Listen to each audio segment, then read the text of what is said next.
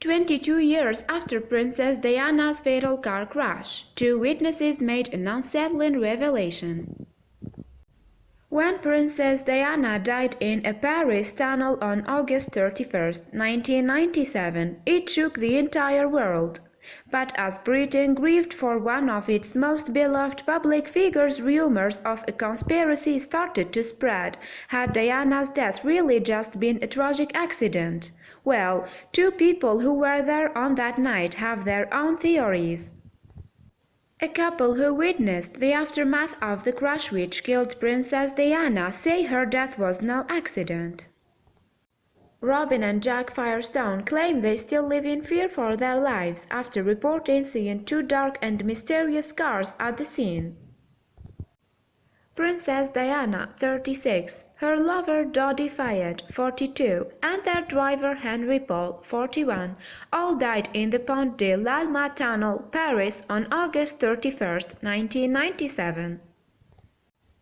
The Firestones told the Express they were on their way to their hotel in the back of a taxi when they drove into the tunnel just minutes after the collision. They say they saw two formal and awkwardly parked cars which had stopped at the front of the Princess Mercedes S280. But it was only the next morning they realized the woman inside the Mercedes was Diana. The property owners found a French police officer to report the mysterious cars they had spotted. Robin said, "We went up to him and I said, 'Listen, we were in the tunnel last night and we need to talk to the police because there are things that we saw.'" Without hesitation, he said they have enough witnesses, don't worry about it. "We were dumbfounded. One of the most famous women in the world is killed and they don't want to speak to witnesses." Despite being eyewitnesses, they claim they were stopped from giving evidence by French authorities and then the British because their testimony was so controversial. They were not even called to the first inquest which took place in London in January 2007. Months later, when it was ruled the inquest should be heard in front of a jury, Dodi's father Mohammed Fayed made contact with the Firestones. In September 1999, French judge Herve Stephan had thrown out charges of manslaughter against 9 photographers and a press motorcyclist, saying that drugs and alcohol taken by driver Henry Paul as well as excessive speed caused the deaths. But Mr. Fayed was convinced his son and Princess Diana were murdered. The couple met with Fayed's legal team in New York, who then presented their statement to Lord Justice Scott Baker, who was chairing the inquest.